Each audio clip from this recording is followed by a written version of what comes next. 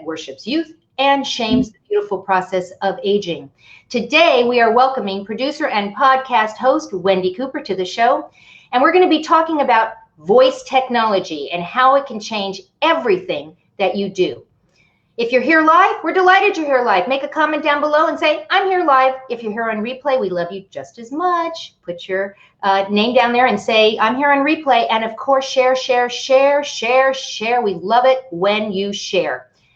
All right, so let's just jump right in. I'd like to introduce our guest, Wendi Cooper. She's a self-made woman who found herself raising 2 boys while becoming a maverick in direct response television. She has a one-woman show called C-Spot Run, and she has gained notoriety as the go-to creative house and campaign management for Fortune 500 companies and entrepreneurs to creatively launch their products.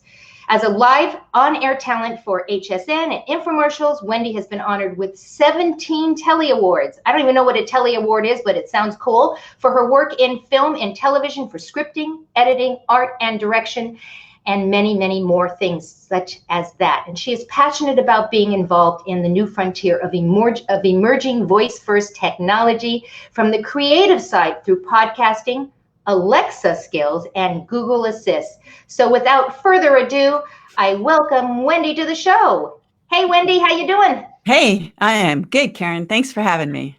I am excited that you're here. We have a great show. I love this topic. I don't know a whole lot about it, so I'm really excited that you're going to be on because we're going to talk about voice technology. But before we do that, I always like to ask my guests how they describe a superboomer. I describe superboomers as not being defined by age. I define it as how they show up in life, fearless, with a just watch me attitude. So, Wendi Cooper, how do you describe a superboomer? Well, I think a superboomer is someone who is really comfortable with their age, and because number one, we all get older. We can't stop aging. So aging is a natural thing. And I think it's just somebody that's really comfortable with the age that they are, and they go out and they kick some butt, and they understand that, their wisdom is super important to the world, and they share that. But at the same time, they don't really have a problem with being older. That to me is a superboomer. I agree with that. I'm one of those people that halfway through the year, I'm already telling people I'm the next year older. Because it's just a number. For me, it really is just a number and an attitude. If you're just tuning in, everyone, we are talking to Wendi Cooper about voice technology, what it is, and how it is going to change your life in the future, and actually just right now, for that matter, right now. So, Miss Wendi, what is voice technology? Oh, so we're jumping right into what's voice technology. So voice technology basically is it's Google. It's so whenever you using your Google device and you say, if I was to say, hey, Google, play the Wendi Cooper show. Speaking of age. All right, here's where you stopped in the Wendi Cooper show. Love that. Okay, so now I have to turn it off. Now, and so anytime anyone is using Siri, is using Alexa, is using Google, I can say Google now without invocating or having her answer me, because I'm not using the HEY word in my voice, okay, or else that would invoke them. Right. So what is voice technology? Voice technology is really, it's anytime you're using, to simplify it, when you're using your voice to initiate something. That's basically voice. Now, the flip side of that is there's a voice technology. You can get into the tech space of it. You can get into all of that. That's a very loaded question. I know it is. And so we're going to take a step back for a second, because this is the field that you're in, and this is how you are helping people in the voice technology world. But let's talk about your background. How did you decide to do this? As she starts to disrobe on. Yeah, everybody, I'm so hot. It's part of age. I'm not a super boomer.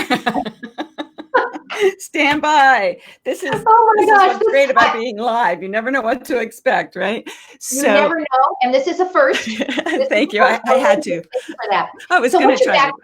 Wendy, Okay, what is so my background is direct response. So for 23 years, 24 years, I've been in the direct response world. I started off in infomercials.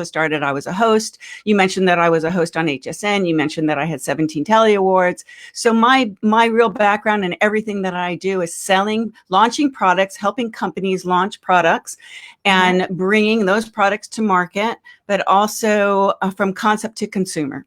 Okay, so C-Spot Run is a concept to consumer.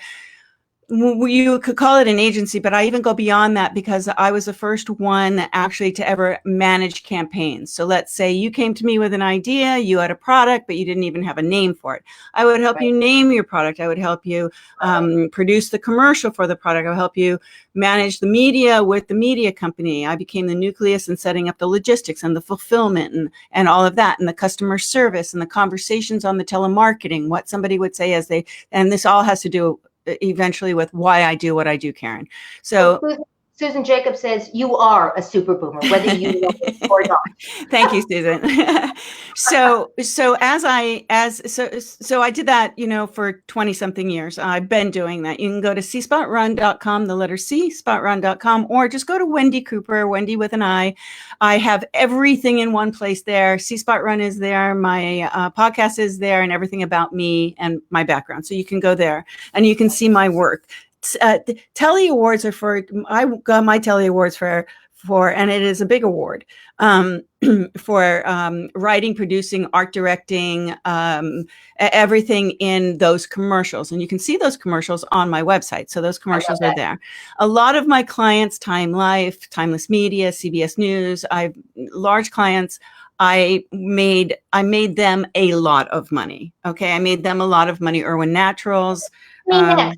Pick me next, Wendy. Well, they actually had money to pay, but anyway, nobody's got any of that. Right. But at the end of the day, what really happened to me was I have this skill set. I'm a high school graduate. I turned 65 in March. I never went to college. I went to a little, bit of college training stuff here and there, but everything, Caren, I learned myself. I taught myself. So when I became this somewhat of an icon in direct response, mind you, direct response hasn't always been something that everybody was accustomed to shopping online or waiting for the box to come, or people would have a problem with, I'm not going to give you my credit card because I don't trust you. You were before your time. No, not necessarily before my time, but these are all things. How this really segues into the voice world is that all of my skills that I have had and acquired over the course of the 20-something years, these are all now very valuable in the voice technology space. So they call it conversation design. When somebody, like if you were to get into a conversation with Google, you can literally get in conversations with Google, right? Well, that's conversation design. Somebody has to design that. What is Google going to say back to you when you say this? Okay. What is Siri going to say back? Okay. So, but conversational design for me, that really was just inbound telemarketing. So if somebody called, that was a conversation design that we would design. Okay. Right. So that brings that skill set of designing conversations over into the voice world, right? Understanding the invocations, understanding that when somebody says, don't give them, if it's artificial intelligence, you don't want to say, well, what color do you want to buy? Right? You want to say, do you want the blue or the black? So that someone can respond with blue or black. Okay. And then there's a response to that. So Exactly. So that's everything that I did in direct response for my clients. And conversation design now goes into conversation design in voice technology and artificial intelligence with the smart homes. Okay. But from why I really wanted to talk about this today with you, because we could have talked about a million things. I know. Is the creative. I'm focusing on the creative side of it. So what I think I do really well is I come up with great creative ideas. I come up with ways to position products and people and services that people don't really think about. So that's my value. And I really understand the value of because we're all headed towards voice. right? Yes. Something like 100 million Alexa speakers have been purchased or something. I don't know the stats. I had them up, but I get bored by them. They're huge. Yeah. Anybody listening, how many people have got an Alexa or a Google Home in their home? Are you aware of what Facebook has just come out with? They're rolling out right now, and that is the ability for people to not watch the lives, but to listen to the lives as a podcast. That is their newest thing that they're so tips. Why is that new? What does that have to be? New. It's Facebook. New. Sorry. Oops, sorry. They're doing it just for our audience to know, is because there's so many people that are now logging on, because this is what else do we do all day long because we're in our houses, that they're trying to alleviate some of the bandwidth of people being on. So it's interesting because they're clearly, you might say you're not ahead of the curve, but clearly you are, in my estimation, because I am ahead of the curve on a lot of things. You are ahead of the curve on this. You are obviously well educated in this, well read, and you think outside the box. You don't. Well, here's the thing. Most of us don't have, and especially now, there's going to be a lot of people seeking to leverage their wisdom, leverage their skills, understand they had these jobs. Maybe they'll go back to them. Maybe they won't. But how do everyone calls it personal brands. You know, when you're an influencer, you're a personal brand. When you are selling your wisdom or doing a course or becoming a coach, you're a personal brand. So how do you? Well, so you're a personal brand, but what comes along with personal branding? A lot more than most people think. What's your look? What's your narrative? What's your culture? What's your color palette? Who's your target audience? How do you reach them? So most people don't think like marketers. They think like, well, I have this skill set, but they're not a marketer. So they don't understand how. So where does voice come in there? Voice is a almost zero entry. You can take, like I was telling you, that anybody that has a video can put it into QuickTime and extract an audio file only, throw it in GarageBand, edit it up, and you got yourself a podcast. And a podcast can be 30 minutes, it can be 2 minutes, it can be whatever. But where voice, and that's all voice, that's all audio world, that's the space that I'm in. I love to be able to, as a producer of television commercials, I always worked a lot with testimonials, Caren. And I would interview someone for 30 minutes. You can ask Deidre Wilson will tell you. She's been in a lot of my commercials. I will sit them down just to get 10-second soundbite, and I will interview them for 30 minutes. Okay, minimum 30 minutes to get that magical 10-second soundbite. So now what? It's so beautiful for me is I can take all of this audio, and I don't have to match it to a picture anymore. So my thing is that I want to offer my services as from a creative standpoint and focus on the creative for voice. You have to have your creative that then you put on Alexa skills. So there's a thing called Alexa skills. So you can create an Alexa flash briefing. You literally can do a flash briefing every day on Alexa and upload it from your RSS feed. You can tell people to go and listen to your Facebook Live, or you can tell people, you can give them a tip, or you can tell nice little stories. That's right. I did not know that. Thank you. I'm taking notes.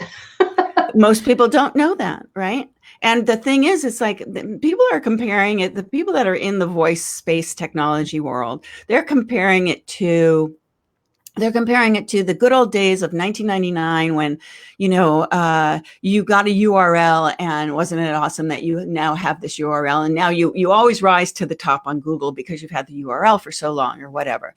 But it's true, right? It's true. The length of time. Video, you're going to rise faster. If you have video, you're going to rise faster. That depends.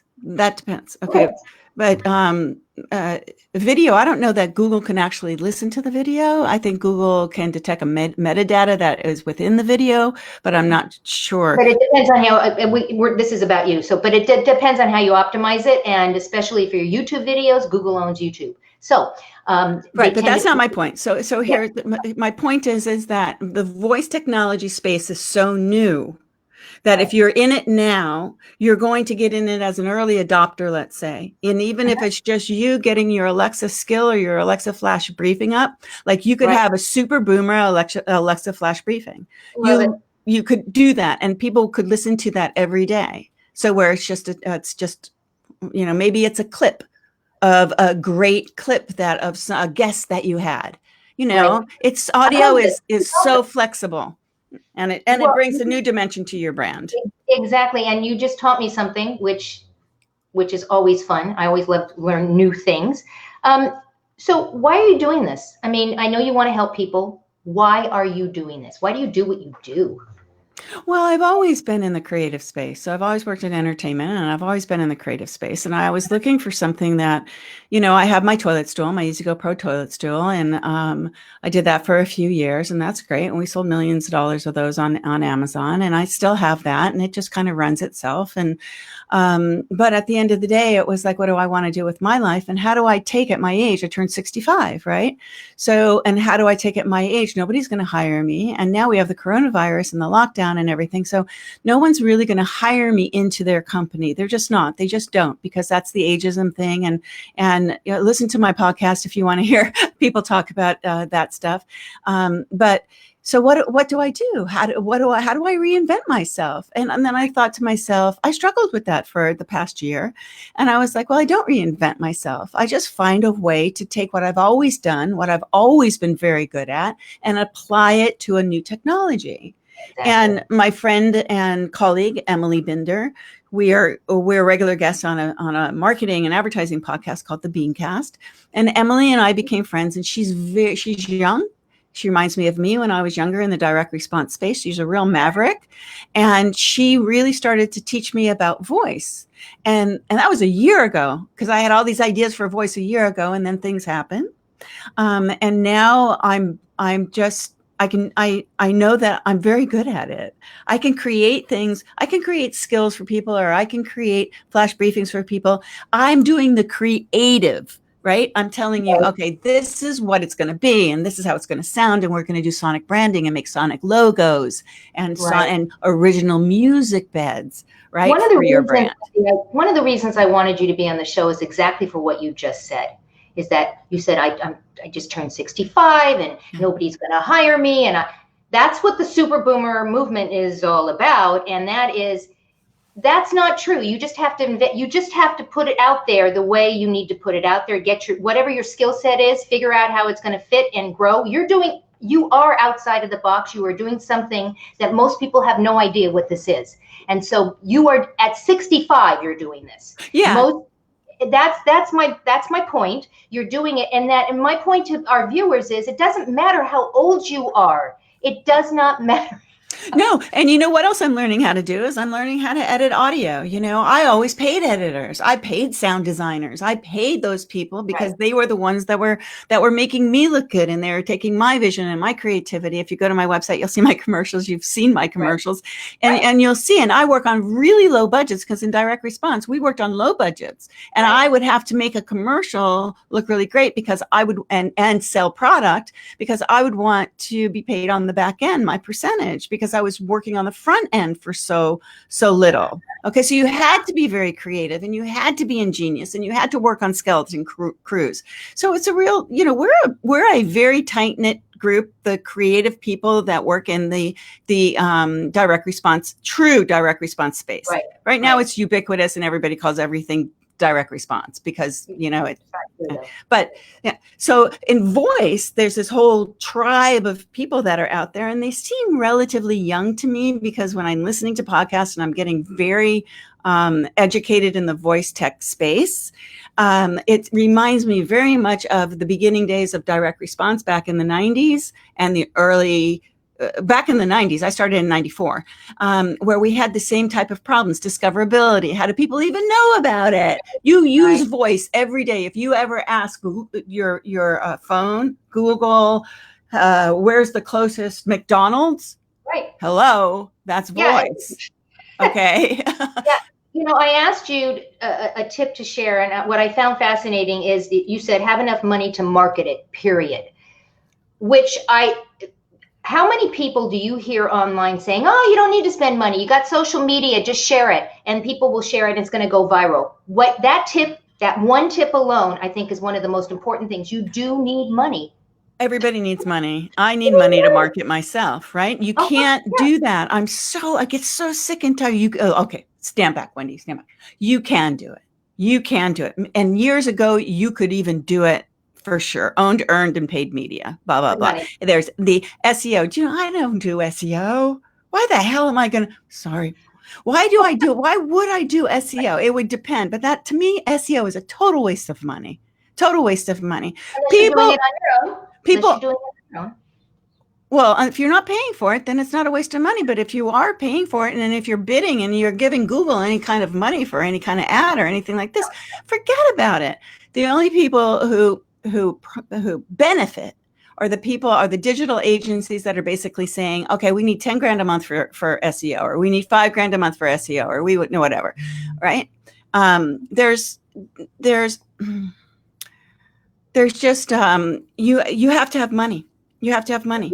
You have to have money, and you have to have smarts, and you can't. And I'm not saying, listen, I'm not saying you have to have a bunch of money to pay a digital agency to then do all of your Facebook ads and things like that. You can teach yourself all of that stuff. But if you don't have money to pay the people who really do know how to do it so that you can do what you do best, then you're going to fail.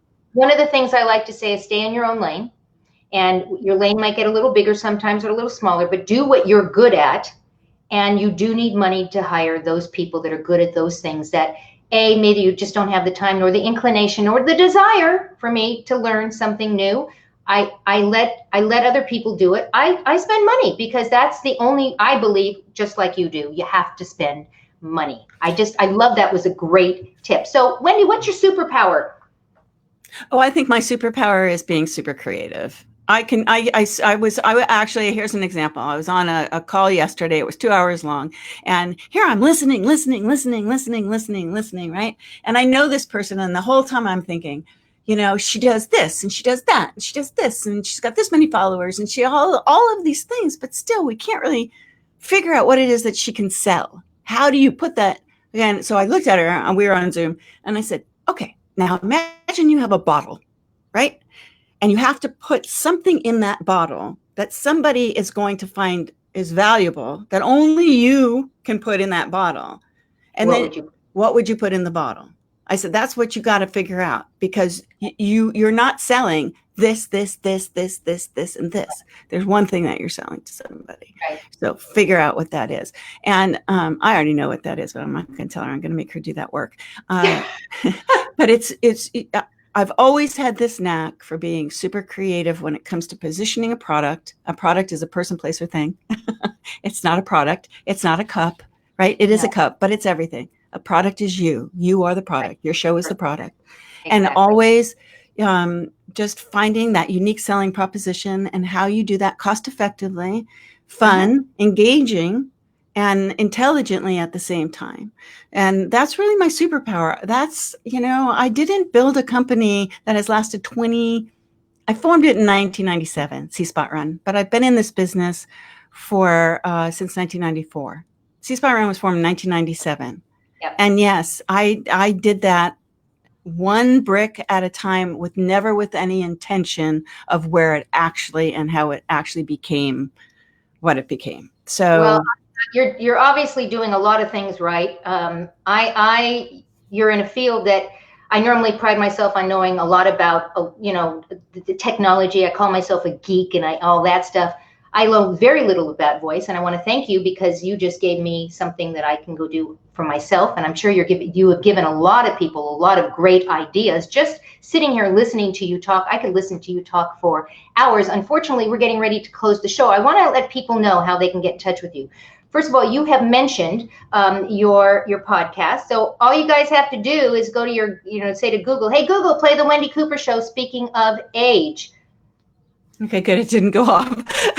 Yes. So yeah, that's that. And you did mention your website. Caren, you can find my podcast anywhere you download your podcast. I know that. I know that. And on YouTube. People can actually go and check you out, as you did mention. And your website is phenomenal. You've got your videos there. You got all those things. People go check it out, wendicooper.com. You can also go to www.cspotrun.com.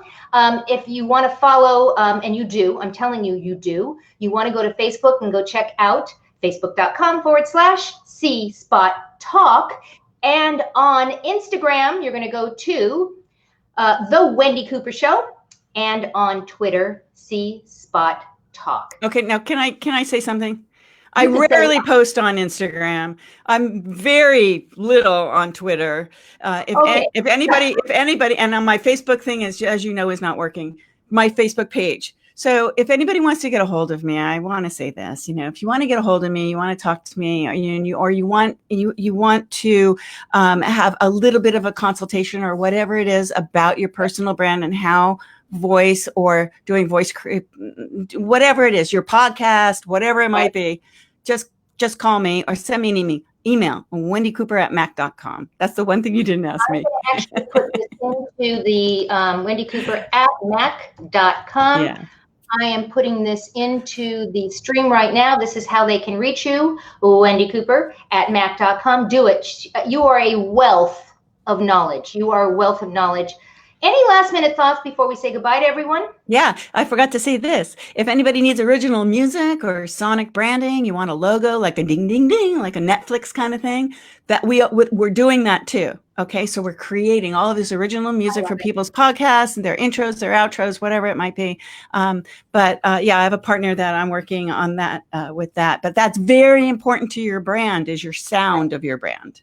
Agreed. So, I totally agree. Other than that, no, Caren, I hope everybody survives the coronavirus, and I just want everybody to stay home, stay healthy, and stay well.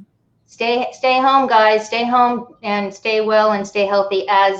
As Wendi is saying, I'm going to drop you into the green room for a minute as I do my Superboomer moment. Awesome. And then I'll be right back to see you. Okay. Thanks, Wendi. So this is the time that we do the Superboomer moment of the show. This is where I talk about something that struck me in particular. There were so many moments, actually, but the one is actually the tip. It does take money, guys. And, I hear all the time, well, I don't have any money. I get that. I do get that. And that's where social media comes in. But as you start to build and you get some money coming in, throw it back into your business, guys. That's how you're going to continue to build. It is not all about the money, but you do need money. Guys, we want to thank you because we know that you have a choice as to where and how you spend your time, and you chose to spend it with Wendi and I today. And for that, I am eternally grateful.